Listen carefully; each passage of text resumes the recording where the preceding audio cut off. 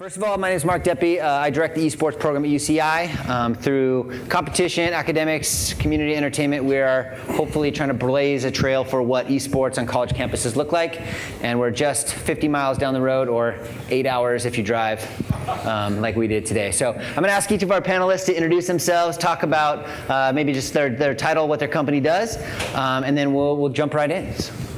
Hi, my name is Oscar Miranda. I'm from Wargaming America, best known for our title World of Tanks, where I manage relationships specific to competitive gaming.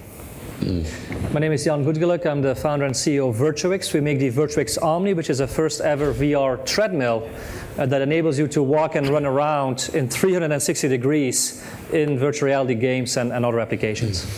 I'm Janszen. I'm the co-founder and CEO of VirZoom Inc. And we do real physical competition in virtual reality. We actually have our product right outside if you'd like to give it a try. Hi, I'm Bryan. I do run marketing for, it's loud. I can hear you. For VREAL, where we do streaming for VR games. Hi, and I'm Mike Flamberg. I'm the stuffy market research guy on the panel. I'm from Nielsen. I lead the gaming vertical for Nielsen globally, and what we do is consumer research around the globe covering the gaming category, so anything from traditional gaming to mobile and free-to-play gaming, and of course VR and things like esports. So. Well, very cool. Thank you. So I thought I'd first give the panelists just, we're going to go down the line here and just give everyone a chance to bust out their crystal ball, and they're each going to give you kind of their vision for the future of esports. Then we'll get a few more detailed questions as we move forward. So we'll start off with Oscar. Cool, yeah, I think something that hasn't been talked about too much is, how much more legitimate esports is going to be in the future, based on where we're seeing the industry go right now. If anybody's a baseball fan, I recommend a book called The Glory of Their Times, where back in the 60s, an author was able to get a lot of interviews from professional baseball players at the turn of the 20th century. And I was amazed to see how many players at the time said that when they would tell their parents or their friends that they wanted to become a professional baseball player, the typical reaction was like, how are you going to make money playing professional baseball? It makes no sense. So drawing that parallel to esports today is kind of amazing, and I think we're at that point where a kid tells his parents that he wants to play X game professionally. He's gonna have to get to know what that means pretty soon. Another point is just the volatility of the space. In my opinion, I don't think it's going to change a whole lot. I think there's a lot of people want to try and mitigate the risk in esports by trying to confine it in certain kinds of ways. And I think it's so successful because it's been able to endure so much volatility and how complex it is. And we'll continue to see that. Yeah, I think a few of us here are from the world of VR, so we have a keen interest in what we call VR esports. For example, with our product, the Omni, we allow people to actually physically run inside VR. So you have the esports competition, a first-person shooter, for example, but you actually see the player actively running and gunning on our platform. So you add that level of physicality that makes it quite spectacular, both for the viewers as well as for the players. And in addition to that, VR adds an interesting element to esports, because with VR, I no longer just have to watch the game on a 2D screen. I can be in the game. I can put my headset on and be in the arena or in the map, be around the corner. I can partake almost in the match. So it's much more engaging for the viewer as opposed to sitting in a chair and watching it on a screen, which is already awesome by itself. But VR can make it really tangible, and you can be right there during the game. Yeah, so VirZoom makes what we call a vSport platform, and so if you try it outside, you'll understand that you are, as Jan says, engaged. You are in the actual gameplay, so you're not observing it through a little window and projecting yourself into the gameplay. You are in the game. So we have a tank game. By the way, my co-founder is a huge fan of your game. You're in the tank battle. You're being chased. You're shooting at things. You're gonna die. You really feel like you're so involved in the actual gameplay in a way that has a great deal of immediacy. Now, the challenge, that's the good news. The bad news is there's not a lot of VR out there yet, right? There's 10 million total VR installed base compared to, esports starts with millions of players, right? So what we're trying to do has to grow much more organically, and we think it's going to happen because what's going to grow it is this core benefit of it being so really engaging as something that you're involved in. Yeah, I mean, kind of going off of that is that, we're a platform for streaming VR games. We allow, players to embody in VR, to watch games from within the game. What we also allow you to do is to take cameras and stream out to Twitch and out to YouTube so you can reach current audiences, right? So what this means is I see a broadening of both the way people watch watch games and esports, the way that people engage, because of what this does is when you get inside the game is it starts blurring the lines between viewer and broadcaster. You also start getting a much bigger sense of presence, right? And you start getting that connection between fans and between the athletes and the stars. I also think that once you can get inside the game, virtual spaces become real spaces, right? So that also allows you to start broadening the definition of what competitive games, competitive entertainment is, so that if you think of sports right now as, esports right now kind of follows like an arena sports model, right? It's big name sports like basketball, football, that kind of idea. We see in competitive entertainment right now, things moving from that are essentially non-competitive events, right? So think like Project Runway, think Iron Chef, competitive cooking and fashion design. You're able to do, once you can start getting inside a game, you start getting more creative in the way that you can process and film content, and that you can start creating experiences for a game that isn't necessarily inherently competitive. I'm going to take a little bit of a different take, I think, and maybe more along the lines of what Oscar was saying, more of a mainstream view. I actually see esports moving, as it has over the last few years, into more of the traditional sports space and having more of the leagues and the more of the consolidation, where there's a governing body, there's an advocate for the league or the teams or the players in an integrated fashion that we don't see right now. There was some talk earlier about this being kind of very fragmented, and I've been on some of these panels before. A lot of people talk about the esports as the wild, wild west. Well, that's already changing. Even in the last year or so, things are starting to become more organized, more, and as brands, which is a lot of talk about that today, get involved with it. It's a natural evolution of making this more mainstream, like a traditional sport. And I think it's going to eventually continue to move in that direction. Now, how it goes that way, whether it's through VR or through other experiences, there's lots of ways to do it, but it's going to become more mainstream. We're already seeing that in recent announcements in the last couple of weeks. Things moving to TV and more of the traditional types of space, even though this isn't a traditional sport really yet. So. Well, cool. Thank you all. I like that. So we've talked a lot about the difference between endemic and non-endemic brands. I think endemic sponsors and brands are going to always have a space in esports.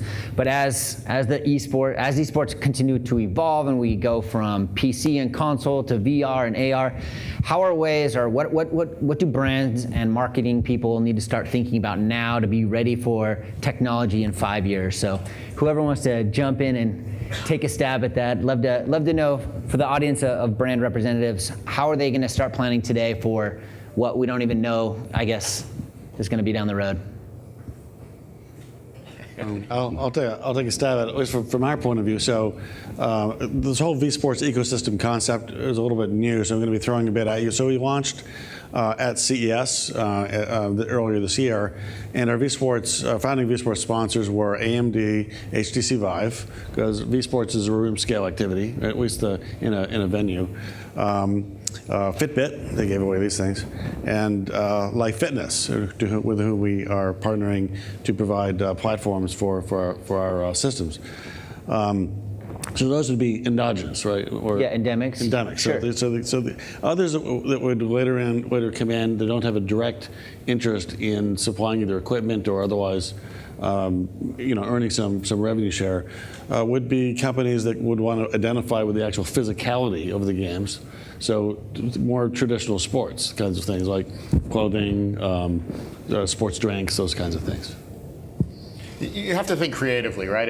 We've heard this throughout the day. We heard it on the prior panel. It's thinking outside the box, because this is a consumer, a fan base that doesn't usually get reached through traditional channels. We've heard a lot about how they consume esports, where they're fans of esports. It's online, it's digital. There's a lot of ad blocking going on, so you can't get at them through the traditional ways of banner ads or just advertising or even logos. As somebody mentioned, might be a challenge. You have to think creatively. You have to engage them with your brand, and so you have to just think out of the box. It's not an easy thing to do. It's going to be very hard and difficult, but those who start concentrating on that now for the future in the next 3 to 4 years, whether it's either different avenues to engage with these people through the way they consume esports, the way they view esports, or the way they engage with the games themselves as players and fans, it's going to be the ones who are most successful.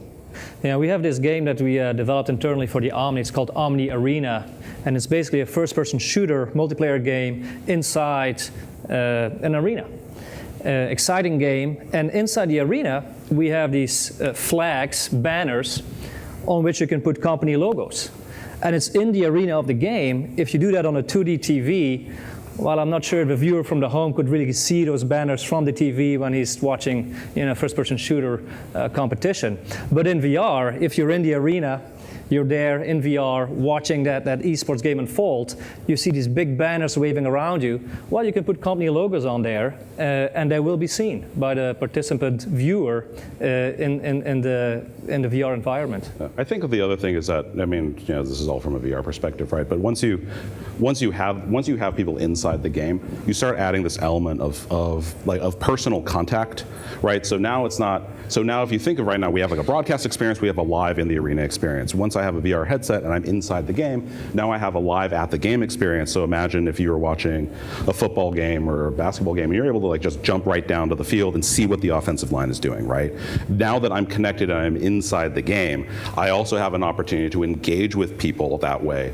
Like as a brand where I could go and say, let's say we have just scored the winning play, and because I was backing this one team and I'm rooting for them, an achievement gets passed and reached through time and space where my broadcaster essentially reaches his hand out through the monitor and hands it to me, and now it goes into my inventory, right? So I have this ability to interact with someone on a one-to-one basis, essentially while broadcasting to thousands. I'll just add, how can brands prepare? One way you can play the game that you've already identified you want to work with, start playing it. But that's obviously pretty hard to do. So if you work with the community in the sense that work with somebody in the community that plays the game, knows the game really deeply. Because one of the reasons why I think esports, probably the main reason why it's so successful, is because it's built on a peer-to-peer network of gamers, and trying to anticipate where the next big thing's going to happen, whether if it was a Street Fighter and Dago sparring, or the next Wombo combo. Just understanding the community and trying to anticipate where the next big thing is the best way to prepare.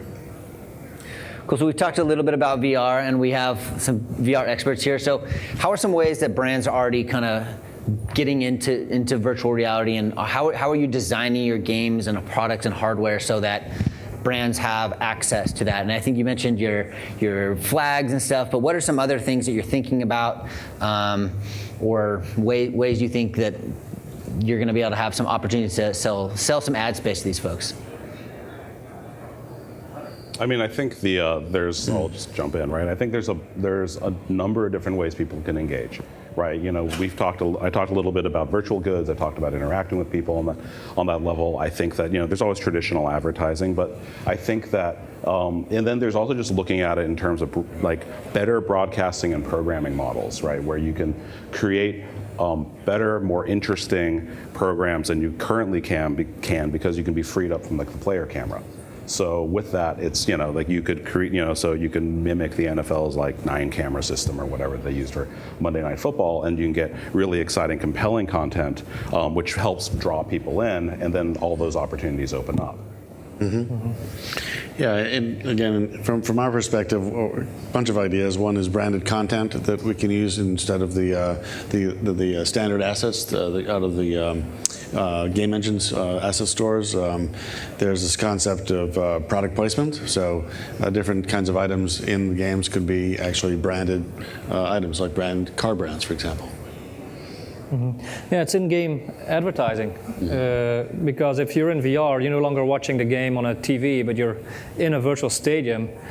Like in a real stadium, you can have logos at the bottom, banners, you see the shirts of the players, everything you do in a real-life sports stadium. But now suddenly you can do that in a virtual stadium, for people watching the game virtually in VR.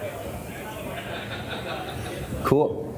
It needs to be relevant too for the community. We've heard this all day long, though. It needs to be relevant. These are passionate people, right? They're passionate about what they do. This is, in some cases, a hobby, but in other cases, it's something that people really do a lot of, spend a lot of time, and are engaged with. So as long as you're engaging with them and their communities and not being opportunistic, although you can be, as long as you're opportunistic without looking like you're being opportunistic, there's ways around that. So it's got to be engaging. It's got to be relevant to that fan base. Regardless. In the theme of adding value, add a whole lot of value to the VR conversation, so let's go to the next one. Okay. We've heard a few people talk about kind of the underrepresentation in kind of marketing and the strategy towards reaching different demographics. Obviously, we have a bunch of men on this panel, and we've seen probably most of the panelists have been men today. How are you all designing your hardware and software, and how can these folks kind of contribute to make esports kind of a more representative, I guess, experience and entertainment platform moving forward, given that we know that the overall population of people who play games is a very diverse group. And I think we're getting to this point where esports is as legitimate as it is. There's money and resources, and now with our program, scholarships, it's really important that I think we're opening up access to everybody, and for brands, they want to get their products in front of as many people as possible. For game developers, hardware makers, you want to sell your product to as many people as possible. So for everyone, I think it's a kind of a win-win to broaden the base. So what are some thoughts that you're all thinking, or your companies are doing, or how are we trying to make the world a better place, I guess, through all of your work? I think it's a great initiative, and I think it's what does a brand want to do to try and promote diversity. There's a lot of organizations that already exist that they could support. One that's pretty well known is Misclicks. But I think ultimately, there's two routes you can go. You can try and highlight achievements that females do in the space, or you can try and cultivate competitive gamers out of the female segment. And ultimately, what's going to happen is when you get the Ronda Rousey of MMA, or call it the Marta of women's soccer, or the Williams sisters of tennis, I think it's going to force the audiences to pay attention. Okay.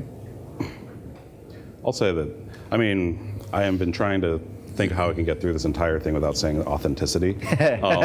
But so, as a marketer, what's rule number one? Know your audience, right? Know who makes up your audience, know who's in your audience, know how to interact with them and communicate with them, right? So if you think about, if we write lazy briefs and we say that, I'm targeting males 18 to 34 who like to drink, this particular soda and skateboard, and that's who I'm targeting, then what you're essentially saying is that's all that's in the conversation, right? Know your audience, know that there are a lot more groups in the audience than just a group of young males, that there are women, that there are young people, that there are old people, that there are, that gamers are not, that's not just a group for of young folks, that there are African Americans and Asians and everyone in between, right? And so if you have this, and so if you keep that in mind and you have conversations with your audience in mind, then you're including everyone in the conversation, right? That's really, I think, what the issue is when you start presenting brands, or you start presenting your sport or your media or whatever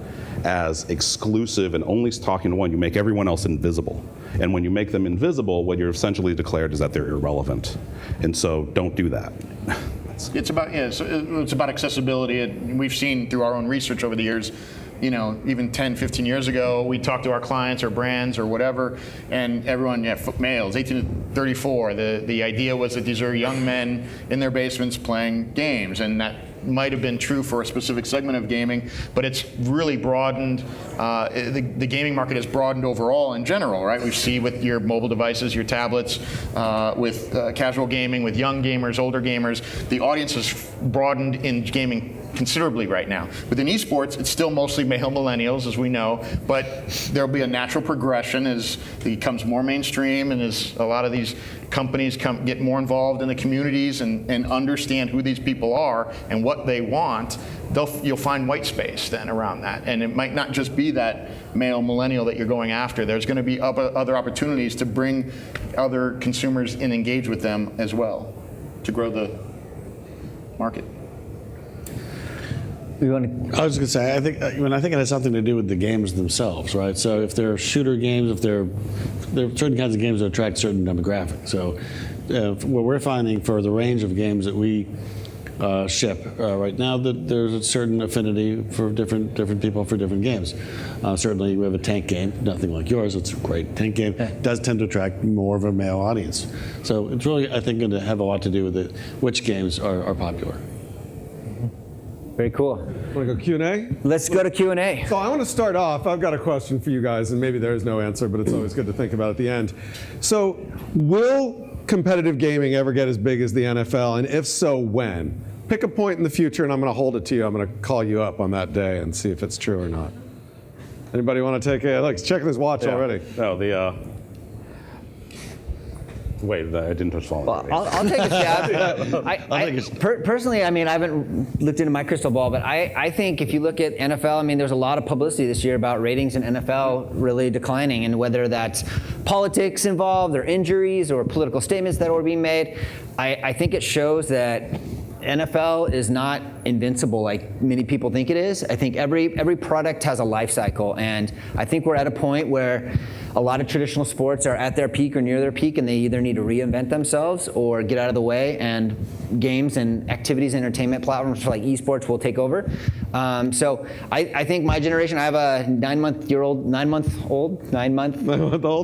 son. I don't want him to play football. So I think a lot of people that are my age are kind of thinking along those lines. And so I'll say 25 years. I think esports will surpass that. And I think I've heard data from certain places that say that esports worldwide will surpass American football in terms of popularity in 2017. So that's worldwide, all games, but it's showing the trajectory that we're on. So I think it's much sooner than people think. So Super Bowl 76. There we good. go. Okay, anybody else? Yeah, Go ahead. I'll jump in. I think it's going to happen within a generation.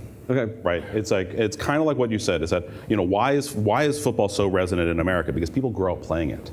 They grow up playing it. They grow up watching it. There is the family Monday night football gathering. There's the tailgate parties. There is Pop Warner. Why is soccer or football to the rest of the world so resonant to everybody else? Because they grow up playing it, right? They're out. They're outside. They're running. They're kicking the ball, and they aspire to be this, right? We now have an entire generation of people who have grown up being games. I think very early in today we had someone raised a great point. Is that you don't say you're a TVer. You say at some point people are just going to take it for granted that they play games. And so if that's the case, and you have an entire generation where games are as simple as part of their lives as the air that they breathe, then it's not that far a stretch to say that the things that they watch will also be related to that. I think it depends on how long it takes for infrastructure to improve worldwide. You heard Ujesh talking about India and Logitech. So, in our trips to Brazil, I've been surprised to find more guys playing Crossfire than I have seen kids play soccer. So I think it's just a matter of time to bridge that gap. Yep. Okay. Any questions from the audience before we wrap this up? Let's see. I got a question back over there. Yeah, all the way back in the corner at the table. Hi, I wanted to ask you guys a question about women in esports, and particularly Counter-Strike is on my mind. A lot of professional teams have chosen to have a women's team and a men's team, which has never made sense to me in esports. It's one of the few places where it's unique in that there's not a biological argument for that. So why don't we see mixed teams at the highest level of competition now, and when would you expect us to see that in the future? I know Tekken does something like that, mixed, I believe. But I did think of something similar, and I know FIFA has a program for Southern Asian countries where it has a tournament just for its own country, so they could help develop them. And I think while I agree that you want to see women compete with men, I think you want to be able to foster the growth of the competitive level of females, and I would imagine that helps too. That. And I'll add on, we actually hosted a panel a couple of weeks ago on women in gaming, and we've debated whether we should have an all-females team to kind of cultivate and create role models. We've also talked about trying to grow the pipeline of talent. authentically. So to use the word everyone's used a million times. So create summer camps and create opportunities and kind of show like this is something that's important and this is where things should go. But the women on the panel that we had, they kind of talked about, a lot of it was kind of socialization, how they were brought up. Like if you're a kindergartner and you get a Barbie and your brother gets a Nintendo, like you're gonna have a lifetime or thousands of hours of gameplay to prepare you to play competitively at the highest level. So I think a lot of it's socialization. It's the way we raise people. It's the way we treat them. It's encouragement. So I think there's a debate right now on how to move the needle, but we're approaching it in the pipeline methodology where we want to create interest at a young age, and by the time that people get to the college or high-level professional scenes, we see more women popping up.